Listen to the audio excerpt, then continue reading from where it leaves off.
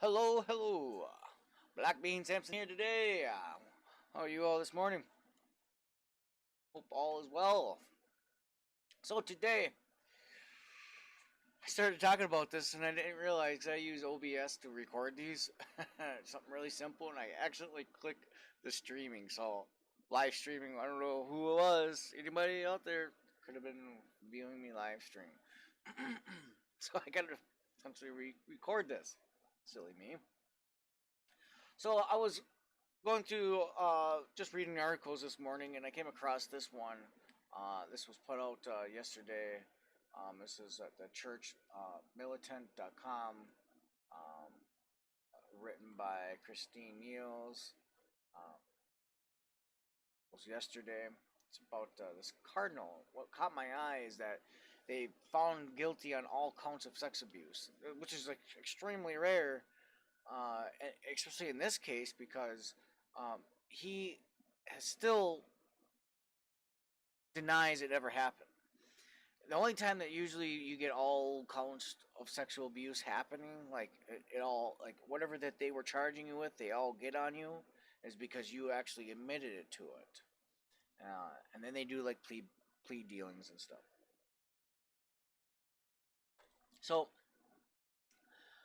I was kind of like, well, what's up with that? That doesn't make sense. Like, I've never really heard that. I've always heard that, if the person admit it, then they get charged with all full counts, and then they go from there. But in this case, he denies it. So I'm like, well, that just does, something's up here. Like, whether they got him on video cam or something.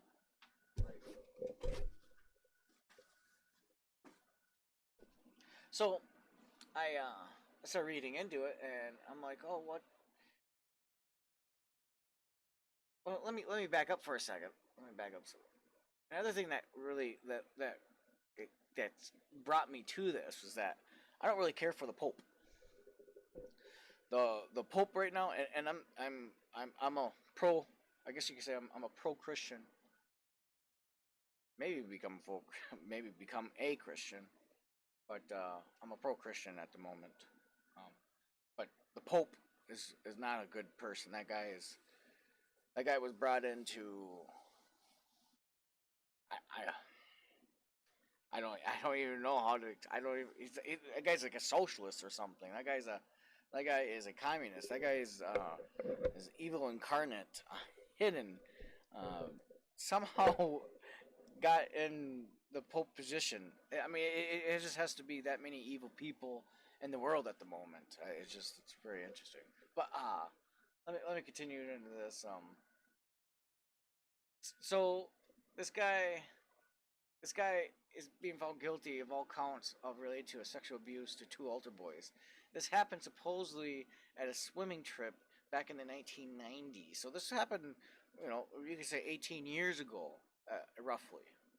Roughly 18 years ago. So this is one of those allegations, like the whole like Brett Kavanaugh. I mean, this might not be 30 years ago, but almost 20 years. Almost 20 years. So but what was really interesting too is that he was totally denied. He denied it. He denied it. So I'm like, well, how? How?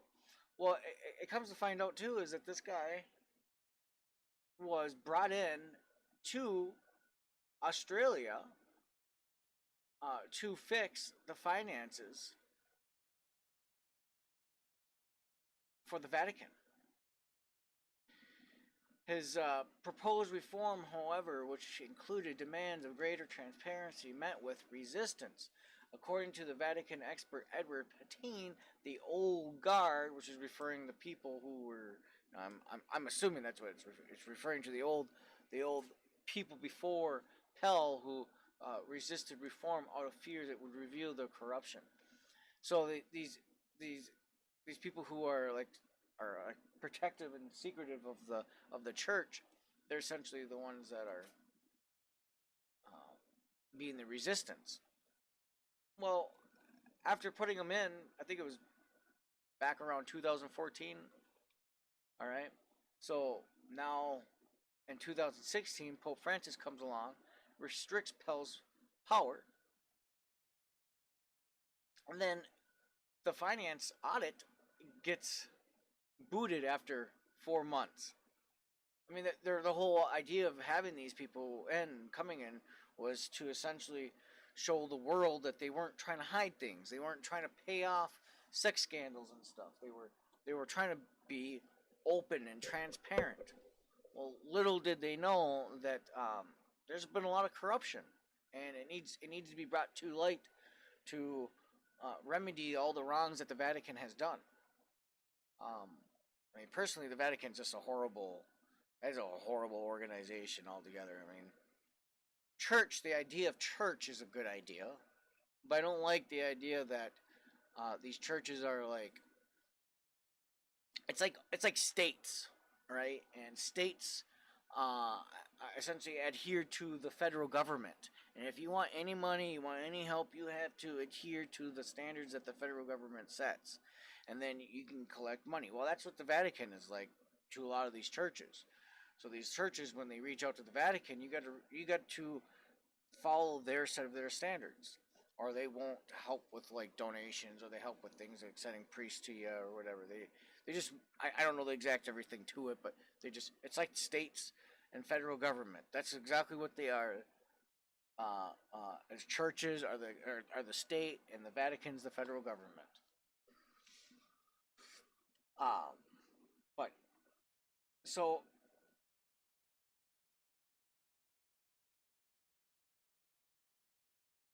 one source who spoke with Pentin complained that reforms were dead, over, finished. They've been blocked. So essentially, everything that they were trying to do have been. It's just been. It's like you said, is dead, over, finished. The corruption continues. It's just better concealed. The inside source added, saying Vatican's finances have returned being as bad as they were before Pell's reform, and possibly worse. So I might be mistaken here, but by the seams of it, Pell was trying to uh, create transparency. So why? So my point of bringing that up is, why would a guy who has done such horrible things in the past be trying to bring transparency? I mean, it's either one or two reasons. Well, one, he just never did it, and he feels like this stuff needs to come to light and understand that the church is good. He he even goes on to say that if I can get it real quick, um,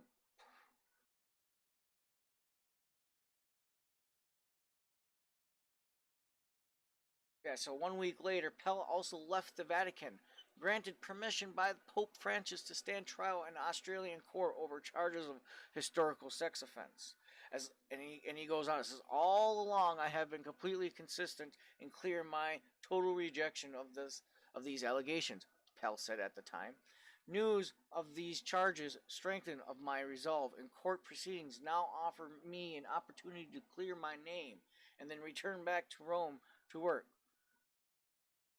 Some have called this out. I'm going to read the rest. This is the rest of it. Some have called out the Pope for an apparent double standard. In September, he had refused to allow Cardinal Louis Lardero Ferrari, prefect of a congregation for the doctrine of faith, to stand trial for allegations of sex abuse cover-up, citing sovereign immunity. So there's something going on in the Vatican, and whatever's happening, in my opinion, from what I'm reading, what I'm seeing, and I'm complete outside. I'm a complete outsider on this. This guy was trying to create transparency, was trying to show the truth, and people within the Vatican that have been part of the Vatican all their life, they're wanting to protect these secrets. Got the Pope, got these two altar boys or something to essentially destroy Pell at all cost. This was a essentially a hit. I mean, this wasn't to my best of my knowledge, these allegations weren't made, you know, 15 years ago. They weren't made like a couple years after they happened. They happened in the 90s, and they were just brought up here in the last few years during the time of him I'm under that. I'm under that impression. I might be wrong. I didn't go beyond this really to look. I just find it really interesting. I find it really interesting. It's the Vatican right now is it's not a it's a evil place. It's full of evil people, and it's sad because they're supposed to be of light. They're supposed to be of good. I mean, that's what God's supposed to be, essentially. But then again, a lot of these people talk about how God can be evil too, or mean, or whatever, or hateful, which is strange. Sounds like, how can you be of Satan at the same time being of God? Like, I don't, or being God. I just don't, what? Like, no, God is God. God is good, and then there's Satan, which is evil. This is why you have both of them, or there's no reason for Satan. Satan doesn't need to exist if God's going to embody both of them. But anyways, that's all I got. Thanks for listening. If you like this podcast, please like and subscribe. If you didn't like this podcast, please still like and subscribe. Comment down below if you have any advice, comments, just want to talk, say something.